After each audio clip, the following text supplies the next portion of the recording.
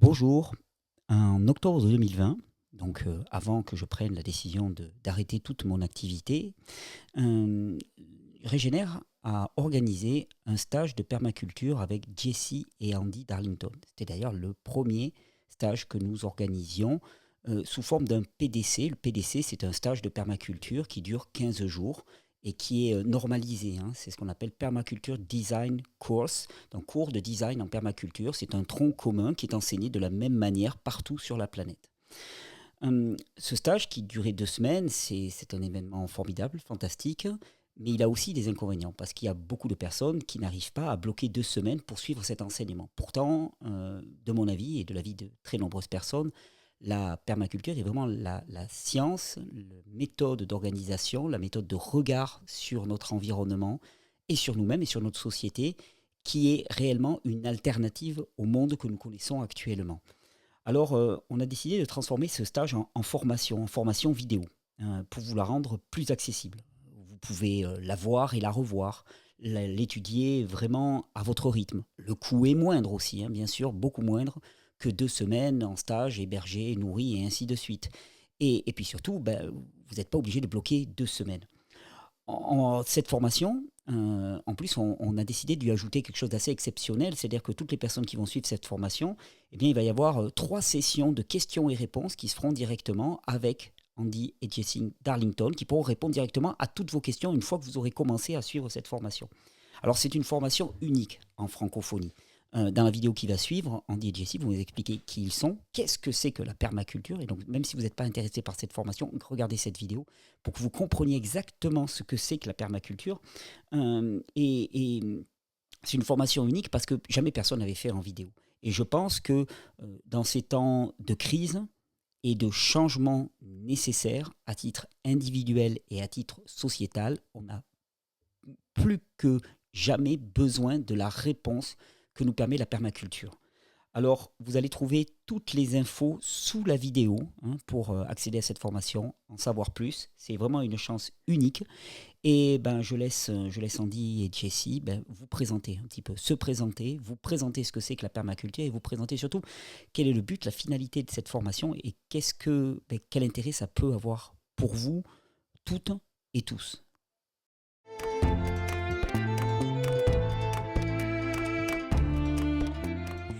Bon, je m'appelle Jessie Darlington. Je fais partie d'une équipe pour apprendre les bases de la permaculture.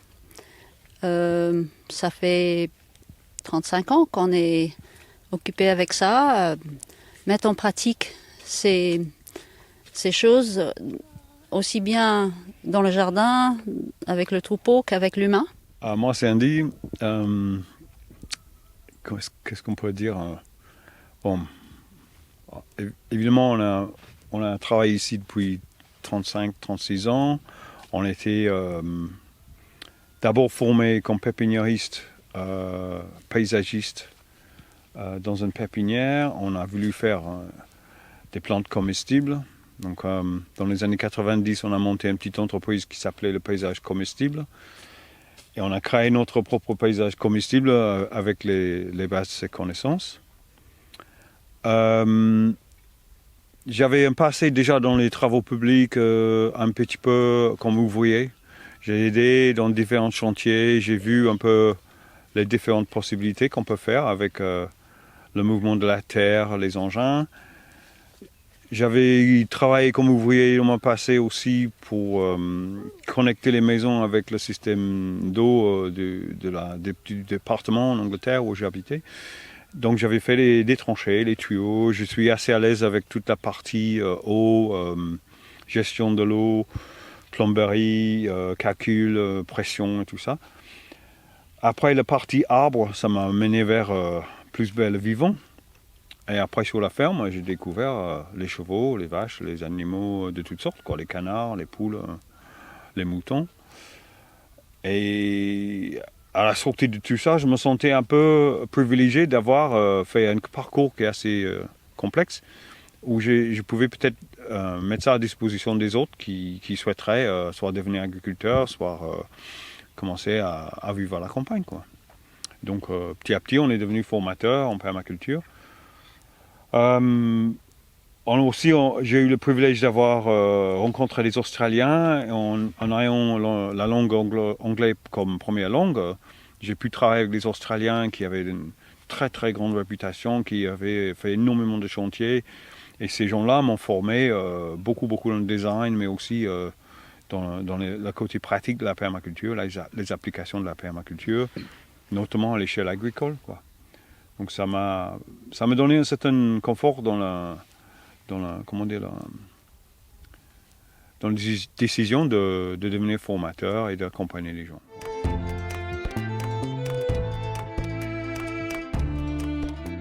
Je pense que c'est une éthique et des principes qui s'appliquent à tout domaine de la vie et le comportement humain, que ce soit agricole, culturel, social, économique. C'est la vision systémique du monde, comment les choses sont interconnectées entre eux. Et ça donne un regard totalement différent à notre interaction avec le vivant. Nous faisons partie du vivant et la permaculture nous donne certaines lignes de force et des guides pour comment cette interaction peut se passer de la manière la plus fructueuse et harmonieuse possible. La permaculture est une science de conception, d'aménagement, de ce qu'on appelle design. C'est une sorte d'ensemble d'aménagement et de conception d'un projet. Et la permaculture permet d'appliquer donc une approche éthique à une conception de projet et de le mener jusqu'au bout grâce aux techniques aussi qui sont propres à la permaculture.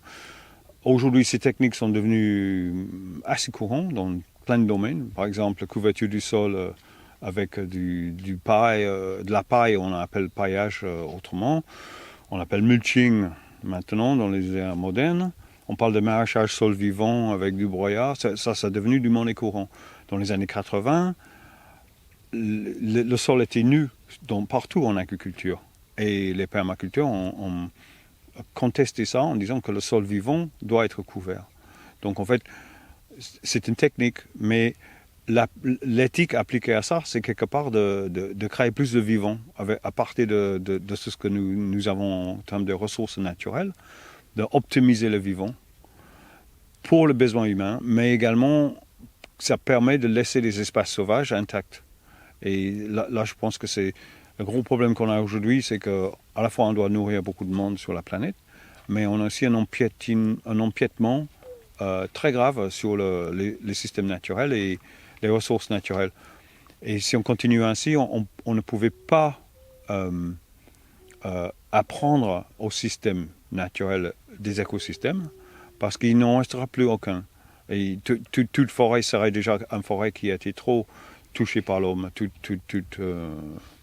Tout système naturel serait trop atteinte. Donc il faut absolument qu'on préserve des espaces naturels et qu'on optimise notre rapport avec le vivant pour qu'il soit efficace.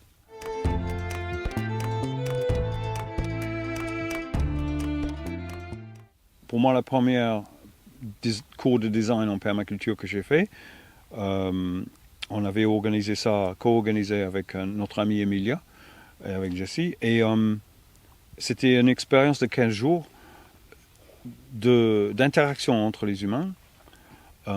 Beaucoup d'informations nouvelles sur le fonctionnement des écosystèmes. Des côtés pratiques et des côtés techniques qui permettaient de jardiner ou s'occuper des animaux, s'occuper des arbres. Parce que tout ça, ça fait partie d'un écosystème. On ne peut pas avoir un écosystème sur Terre qui va fonctionner s'il n'y a pas d'arbres et il n'y a pas d'animaux dedans. Et donc, apprendre tout ça en 15 jours, c'est quasiment impossible. Mais ce qu'on peut faire, c'est qu'on peut jeter les bases. On peut avoir des fondations qui sont suffisamment solides qu'à partir de ces fondations, vous bâtissez en fait votre système à vous. Ça veut dire que vous allez partir avec un jardin dans la poche, mais vous allez pouvoir regarder un terrain et en faire un jardin ou un verger ou un paradis ou une ferme ou une entreprise ou une association. On a énormément de personnes différentes qui vient dans les stages et chacun peut appliquer ça dans le domaine où il travaille. Beaucoup cherchent à devenir plus autonomes, ils pensent que c'est un système de jardinage, mais ça s'applique à l'humain aussi. Et on part avec une sorte de boîte d'outils qui nous permet d'appréhender le monde de notre manière, je crois. C'est ça qui est le plus riche de cette expérience. Ouais. C'est une caisse à outils. Ouais. Après, il y a très peu qui devient vraiment concepteur de profession, mais ça arrive aussi. Et ça, c'est intéressant pour certaines personnes qui souhaitent développer ça d'une manière professionnelle. Un des fondateurs de la permaculture qui s'appelait Bill Mollison disait arrêtez d'être simple consommateur, devenez producteur. Commencez à produire quelque chose. Parce que quand vous commencez à produire quelque chose, vous enlevez déjà votre poids sur le système de production global qui est en train de forcer toutes les limites de la planète. Donc en fait, vous devenez producteur de quelque chose. Si vous produisez de la nourriture, c'est une première base. Vous pouvez produire votre énergie. Vous pouvez aussi produire, par exemple, des systèmes ou des informations que vous créez, des connaissances. Et ça peut servir plus tard. Beaucoup de gens rêvent de devenir formateurs en permaculture. Et nous, on est plutôt, comment dire, hésitants par rapport à ça. On se dit, OK, un jour, quand vous seriez prêt, ça peut vous arriver d'être un super formateur en permaculture, mais ce n'est pas le but de passer les cours pour devenir diplômé et devenir un prof. Ce qu'il faut faire, déjà, c'est pratiquer pendant un bon peu de temps et voir si vous avez acquis un certain nombre d'informations qui sont utiles aux autres. Ça ne veut pas dire que vous ne pouvez pas non plus commencer des petites formations sur les choses que vous connaissez tout de suite. Ça arrive. On a des jeunes qui, dès la première année, ils se lancent en jardinage. Et un an après, ils sont en train de faire des journées portes ouvertes et de montrer aux gens comment ils ont fait telle ou telle chose dans le jardin. Et ça se développe, les connaissances se développent. C'est quelque chose qu'on construit et je pense que c'est super intéressant que tout le monde partage ses connaissances. Ça fait partie de la richesse de l'humanité.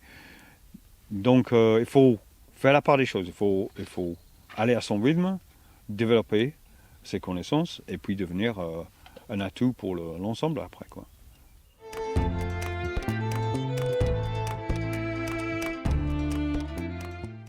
C'était un constat, je crois. C'est un constat de l'urgence. Ouais. Mollison avait travaillé dans les parcs naturels. Il a été en mer comme scientifique qui a regardé le monde de la pêche. Il a été dans les forêts de Tasmanie. Il a vu la surexploitation des bois. Il constatait les problèmes d'érosion. En Australie, on est un continent où il y a tous les climats du monde, tous les écosystèmes du monde sont présents, du tropique jusqu'au tempéré, y compris la Tasmanie. Alors d'un coup, il avait vu énormément de choses, notamment des choses qui n'allaient pas. Et il a dit, on ne peut pas continuer comme ça. Dès les années 72-73, il a constaté ça. Donc aujourd'hui, il serait profondément choqué par la vitesse à laquelle on a attaqué les forêts tropicaux, qu'on coupe les derniers arbres, on cherche les derniers orang-outans de la forêt pour faire du huile de palme. C'est un constat d'urgence planétaire qui fait qu'on doit absolument poser des éthiques, mais comme les politiques ne le font pas, c'est à chacun de se prendre en charge. De se prendre en charge ses besoins vitaux, de se prendre en charge sa utilisation de ressources, sa utilisation d'énergie, de se nourrir, se vêtir et, dans la mesure du possible, de bâtir sa maison avec de la récup, le recyclage, des matériaux nobles locaux, la terre, le bois, etc. Essayer par tous les moyens de diminuer notre empreinte carbone et notre empreinte, on peut dire, acier, notre empreinte pétrole, notre empreinte de tous les matériaux qui vont devenir rares grâce à l'envie de chaque humain d'avoir plus, constamment d'avoir plus. Et donc c'est surtout une responsabilité des privilégiés de faire ça, parce qu'il y en a beaucoup qui n'ont pas les moyens de faire ces choix. Et ça c'est le plus difficile, parce que les privilégiés c'est nous en fait. C'est les classes moyennes européens et qui ont la possibilité de faire ce choix. Donc à eux de montrer le chemin de la décroissance, je sais que c'est un gros mot, mais c'est quand même très important que les gens comprennent qu'il y a une limite à des ressources. C'est aussi bête que ça. Et si les plus privilégiés ne peuvent pas serrer la ceinture, on ne peut pas demander aux plus démunis de le faire. Mmh. Et ce n'est pas un processus qui est triste, c'est un processus qui est joyeux, qui fait appel à tous les bons côtés de l'humain. Et la solidarité, la joie, la fête, ce n'est pas quelque chose qui nous diminue, c'est quelque chose d'augmenté. Ouais, mais ce n'est pas à faire avec des choses, c'est à faire avec le être. Les choses, c'est le problème. Quand on arrive à être bien avec des choses simples, avec des vêtements d'occasion, des fringues, des vieux chaises de jardin qui ont 25 ans, qui ont été refistolées à l'aiguille et le fil, on est dans un contexte où l'esthétique, pour l'esthétique et la création de beauté et tout ça qui consomme énormément de ressources, on ne peut plus vraiment justifier aujourd'hui quand il y a des millions, peut-être des milliards de personnes qui n'ont pas accès à ça et qui voudront. Et si nous on montre un chemin qui est beaucoup plus sobre, peut-être ces gens-là vont comprendre qu'il y a aussi des limites de cette consommation effrénée, quoi. Parce que c'est ça qui... On sait très bien que la planète peut pas... la France a besoin de 1,3 planète dès le mois de juillet ou un truc comme ça. C'est un truc de fou. On sait qu'on ne peut pas subvenir aux besoins d'une consommation effrénée. Il faut revenir aux besoins vitaux. Et si on définit ces besoins, je pense qu'on est dans le début d'une création d'éthique personnelle. Et cette éthique vient par, éventuellement, par une vision globale, on peut dire une grande vision de la partage. C'est-à-dire, on imagine que tout le monde devrait avoir accès à la même chose, parce que ça, c'est une sorte de partage raisonnable. Alors, s'il n'y a pas suffisamment pour tout le monde, ben, ça veut dire qu'on en prend déjà trop.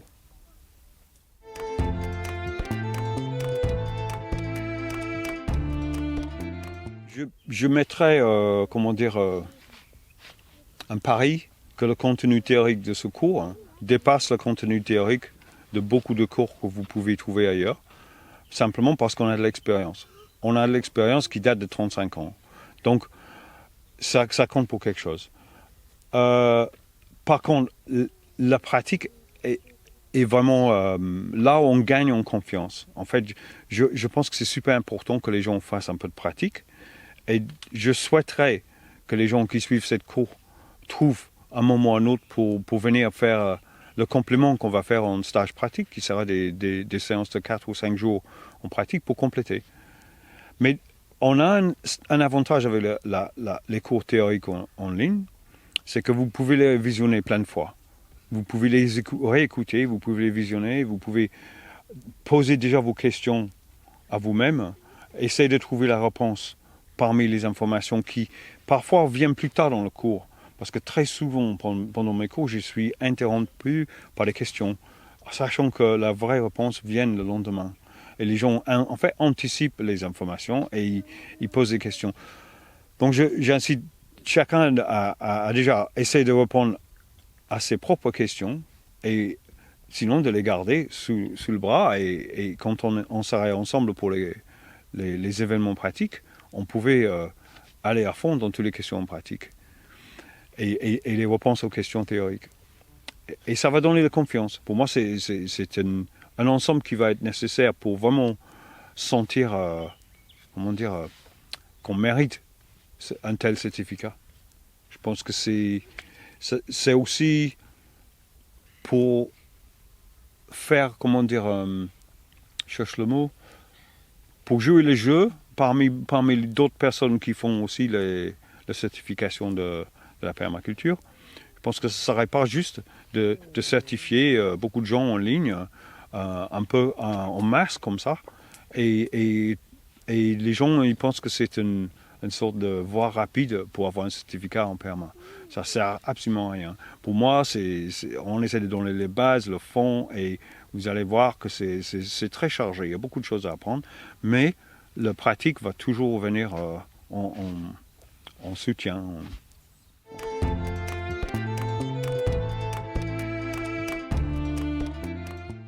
Un énormément de personnes différentes, de tous les métiers, de toutes les classes sociales, de tous les revenus, de tous les âges. Je pense qu'il n'y a pas de, de personnage type, sinon quelqu'un qui est à la recherche d'un changement de vie ou oui, ce genre de moments dans une vie où on cherche d'autres réponses que des réponses qui sont données habituellement. Ouais. Mais ça vise tout le monde. Je pense que le plus de gens qui suivent ce genre de formation, le plus qu'il y a cette compréhension de la totalité, comment ça marche et comment on peut changer son interaction avec le monde. On a dans les derniers 10 ou 12 ans, dans les cours, on a eu des médecins, des architectes, des biologistes, des pharmaciens, mais aussi des cuisiniers en hôtellerie, les jardiniers, des fermiers de toutes sortes de fermes, des gens qui ont des très grosses fermes, des gens qui ont des tout petites fermes. Des salariés, des gens qui travaillent en usine, des étudiants. Les chômeurs, vraiment de tout, d'infirmières, d'aides-soignants, médecins, beaucoup de profs en école, comment dire, des instituts, pas mal d'instituts qui ont commencé des projets avec les gamins en école. On a eu des professeurs de l'université en physique d'Allemagne. Sa femme qui travaille au Bruxelles dans le gouvernement européen. On a vraiment un peu de tout. On a eu des gens qui font du lobbying pour Greenpeace à Bruxelles. On a eu une énorme gamme de personnes. Quand je commence à penser à tout le monde, ça en finit par quoi. Et tout âge. Donc c'est très ouvert, mais on aimerait peut-être que ça soit encore plus accessible. C'est une des raisons pourquoi on fait ce cours en ligne, c'est que c'est difficile de s'absenter pour 15 jours, et on pense que de pouvoir le faire, la grosse partie théorique en ligne va aider les gens en termes d'accès. Ils peuvent aussi, tout le monde peut dégager 4 ou 5 jours, on peut espérer, pour venir sur une partie pratique. Mais la cours en ligne va accélérer les choses pour eux. Ils n'ont pas besoin de trouver 15 jours pour le faire.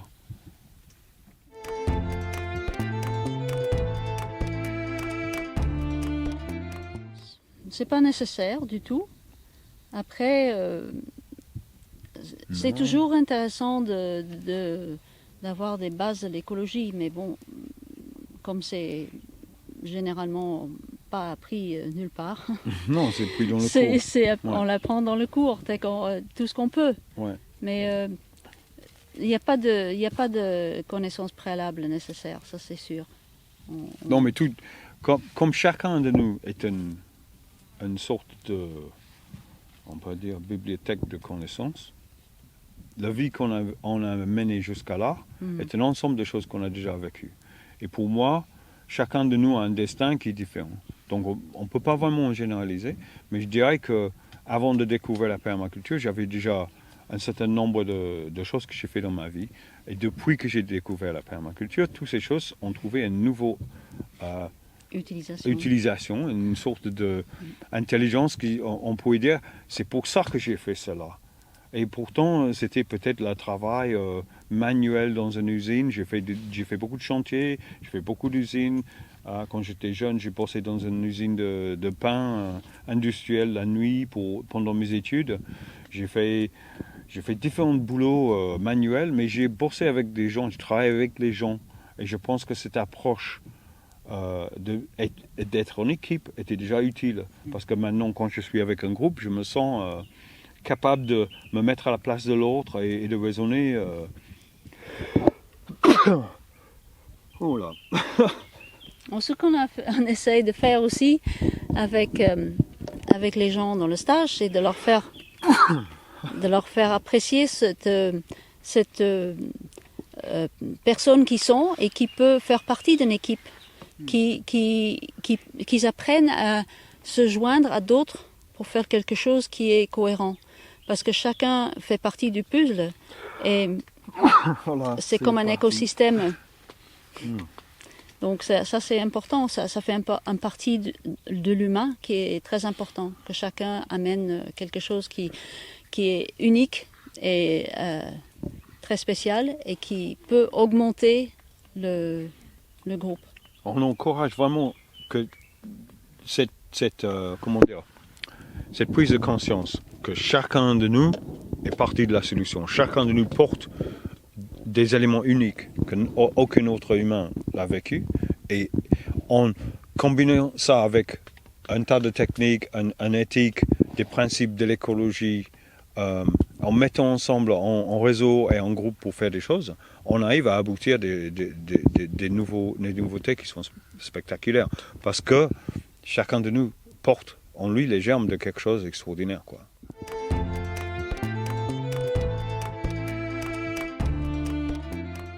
On a des tonnes, on a des gens comme ça qui viennent. Ouais.